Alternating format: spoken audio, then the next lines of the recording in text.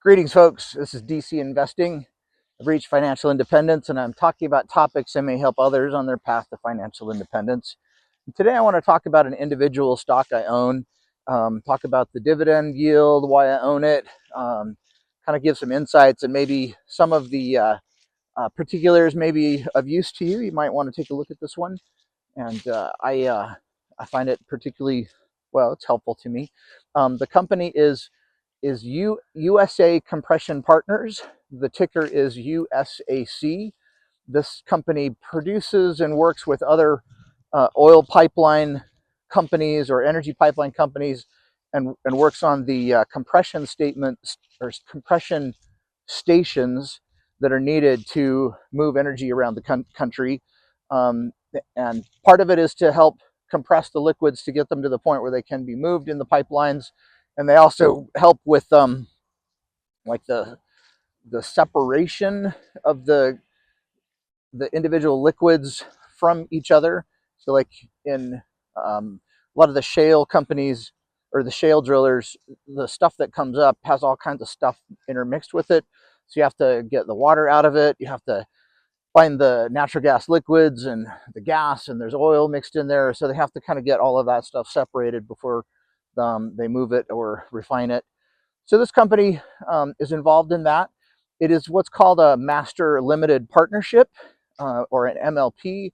And along with that comes some interesting tax intricacies that you need to deal with. To me, they're not very difficult, but you're going to get, if you own this company, you're going to get a K1 statement at the end of the year. And that K1 statement needs to be entered into your tax software. I've used both H&R Block and also TurboTax to do master limited partnerships. It's not terribly difficult, but there are some things you have to kind of track. The main reason why I own this company is because I really love the dividends, or the distributions. So I'll kind of give you a report on the last distribution that I just got, which was just barely paid out, kind of at the beginning of November. Might have been the first one that I got. I think it was something like November 4th is when I actually got this payment. And so on that day, actually I got two different payments. The total that I received is $1,856.33. And that was kind of split into two pieces, and I'll explain about those. So in my Fidelity account, I got basically $1,400. It was November 7th that payment came in. To own that, or to get it, I own 2,843 shares in that account, or that has a dollar value as of today of $67,222. So basically, in that account, I have $67,000 that I have traded my W-2 work over the past years to now own. And then my plan is just to hold these shares, and I got $1,400 payment November 7th that I can use to either purchase more shares, do something else with, live on. It's a nice distribution. The yield is really high. The yield is 8.84%, which is one of the things I like about USAC. So let's see, the thoughts about this. So with that high dividend rate, if you were choosing to repurchase stock, you'd end up doubling your money in less than 10 years. So if you don't know about the law of 72, if you just take your interest rate, divide it into the number 72, that tells you how many years your payback will be. And since 8.8 is higher than 7.2, you're going to have a quicker than 10-year payback time frame. So I don't know if it's 9, if it's 8, if it's 8.5. But basically, if you just held or took the distribution, used that distribution to buy more shares, then this stock would double just on the dividend alone in less than 10 years. So that's something that's really interesting and useful. It's important to kind of understand that the distributions that USAC pays have interesting tax responses. So it's not a qualified dividend. It's not an ordinary dividend. What they pay is return of capital, sometimes called ROC. And that's can be really useful. So ROC is basically the way the IRS thinks of it is you had money, you gave it to a company, the company then gives your money back to you again, so you had no gain. And so this distribution that I got of $1,476 does not count on my taxes this year, which is kind of nice because I still have a W-2 job. I'm a longtime engineer, kind of late in my career.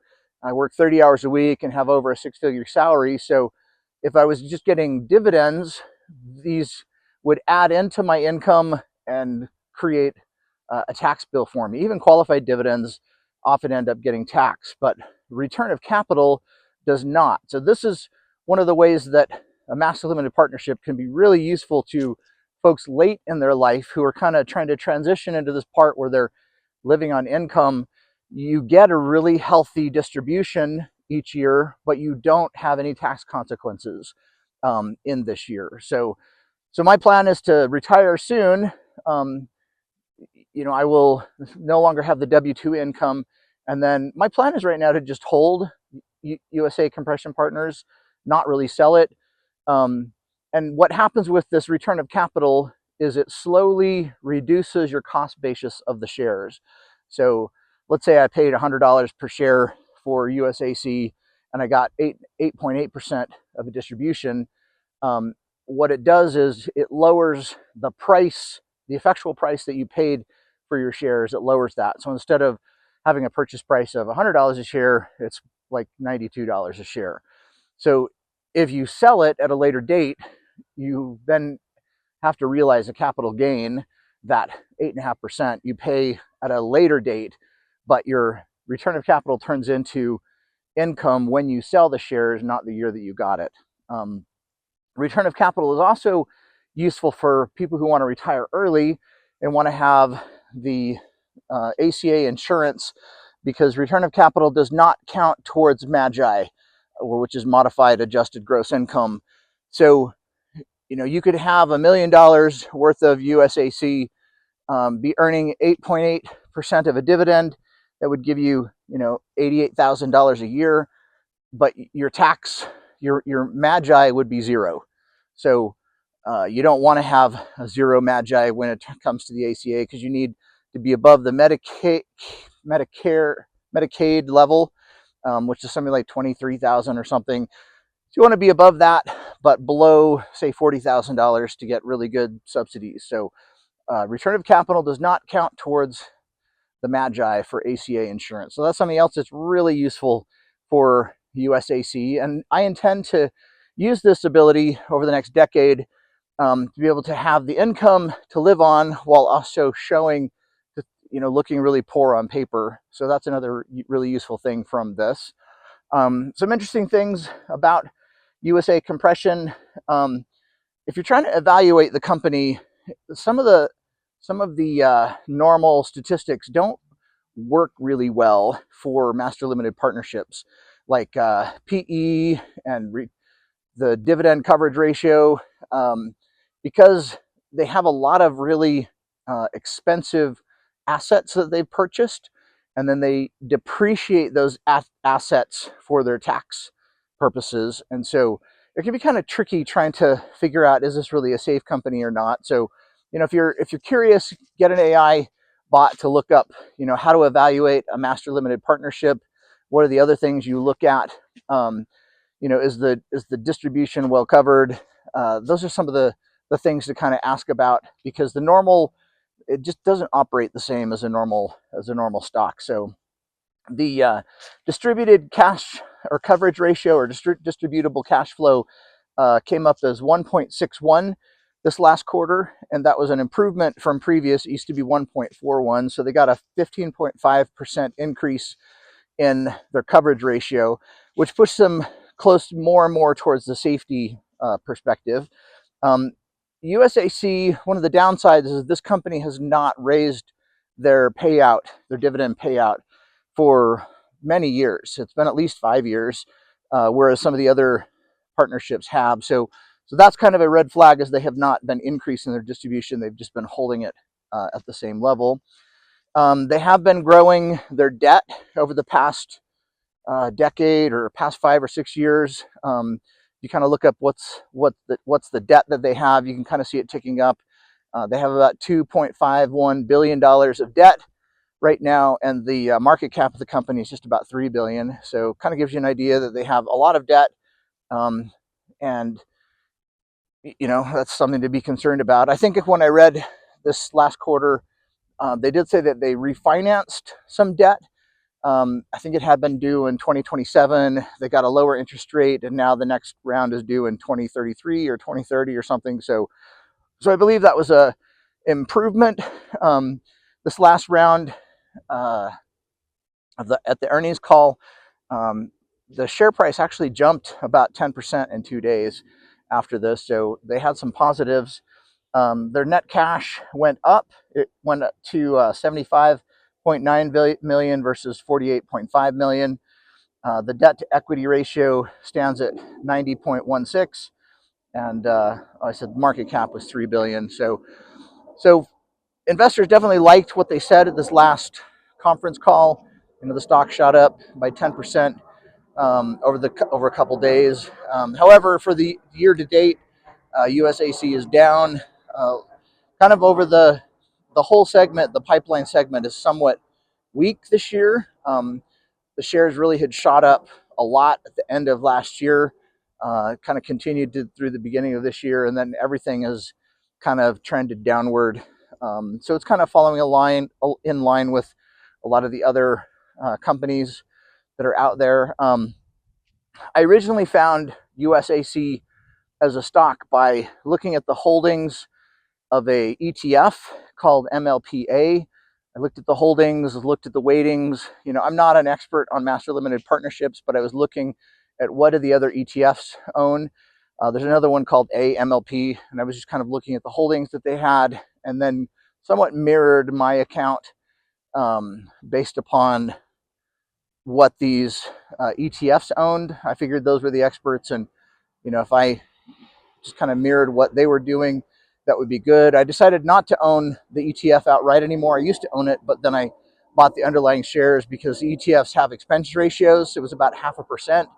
So if you have $1 million invested in pipelines, that's $5,000 a year that you'd have to pay within an ETF to own these same things. So I just opted to own the shares individually. As I said, I had $67,000 in my Fidelity account. That is not, a major position. I think it's less than a 10% or 8% holding within that. So, I'm not hugely, I'm kind of just diversified across different companies. I'm kind of just telling you this so that you can kind of see what I'm doing. Maybe take a look at, would you like to own part of this type of a company? Just something to help you evaluate. So kind of on the interesting side, I've got another holding of USAC, and it's a interesting strategy that I'm kind of been toying with this year.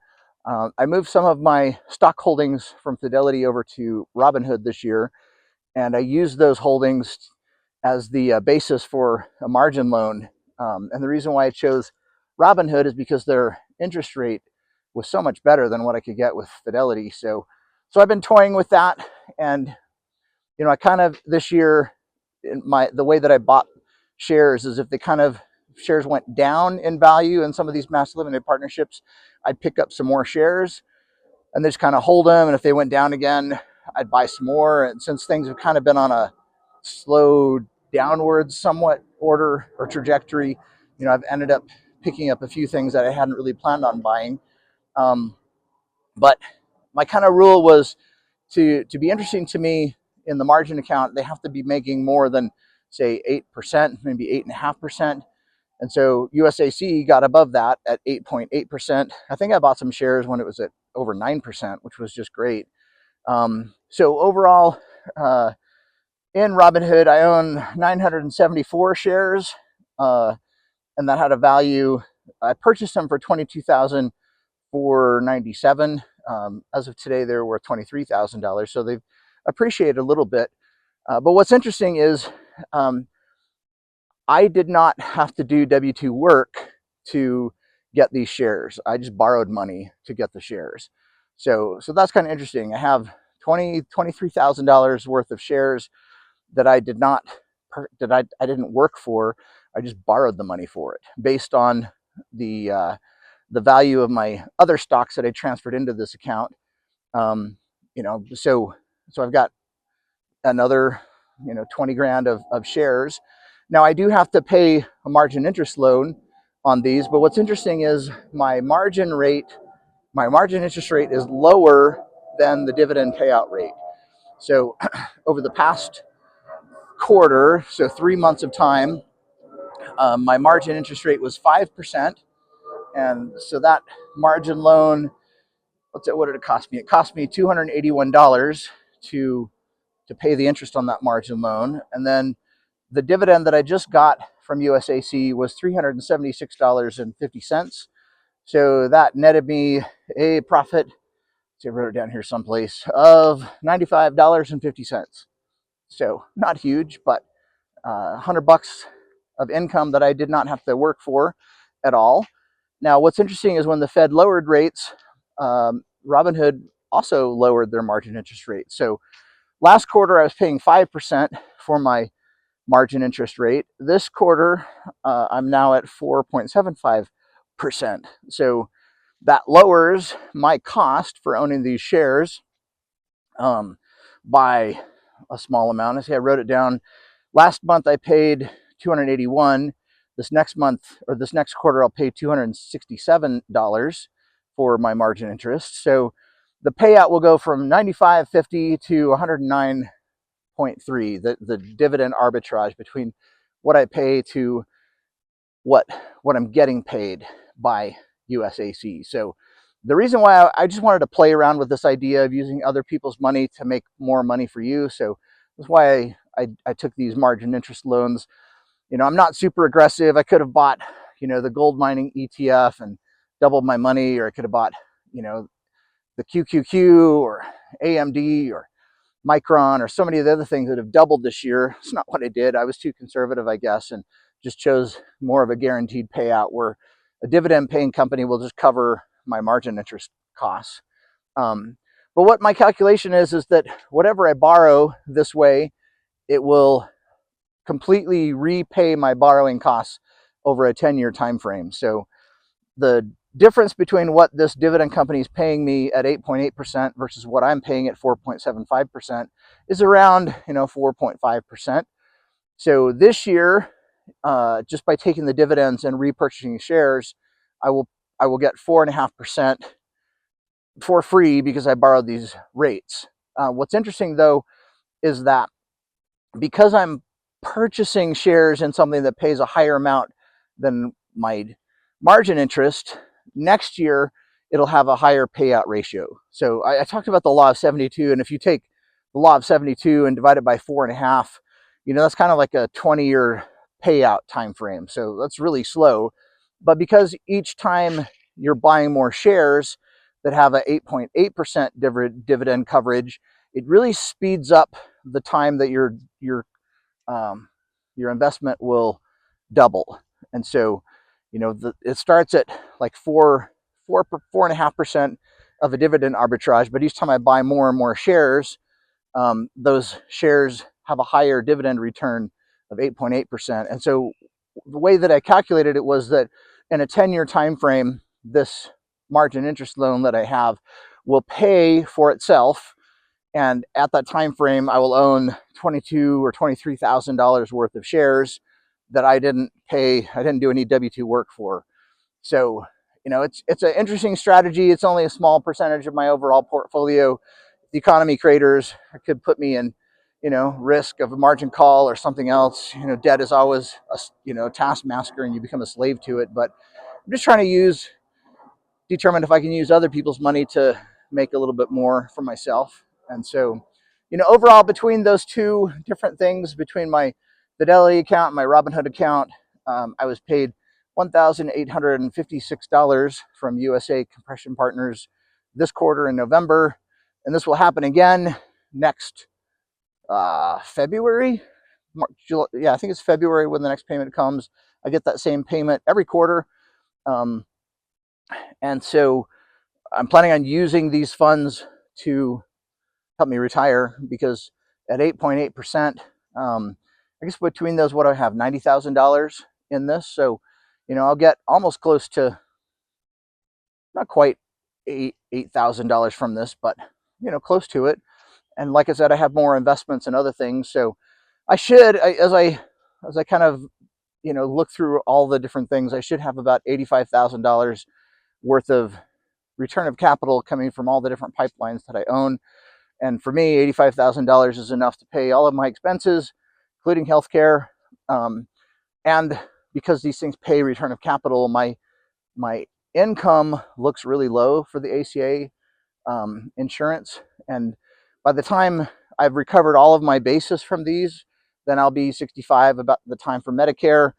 So, I can show pretty low income, but have enough to live on for the next decade, hit 65, when other income sources like Social Security kick in. And that's kind of my plan over this next while. So USA Compression Partners is kind of an important piece of this. Maybe it's 8% of that overall pie, might be 7 or 9. I'm not really sure. I can't remember. But this is something that I'm using in my own quest to hit financial independence and to retire early. It's just something that you might want to look at as well. So, kind of in summary, it's a pretty high dividend payer, 8.8%. I've worked at a W-2 job to acquire shares over the past long while. They're now paying dividends, and I'm also doing a margin account strategy where I borrowed some funds to buy a few more shares of this, and slowly over the next decade, that margin interest loan, if all goes well, will completely purchase those shares free and clear for me without me having to do W-2 work for it. So hope you found this interesting. Like, subscribe, give a comment. I'd be curious to know what you guys are doing for your own, strategies. So it's important to I just realized it's important to know that there's not NAV erosion in this stock. So they're not, even though they're giving you return of capital, they're not, the share prices kind of over the long term are still kind of tending to go up. They're not consuming their own value by paying you out. It's still a valuable company, and all the assets that they are purchasing with the debt and otherwise will continue to be viable for decades to come. And this is a very important energy infrastructure that I own here in America. So cheers, thanks a bunch, we'll see you.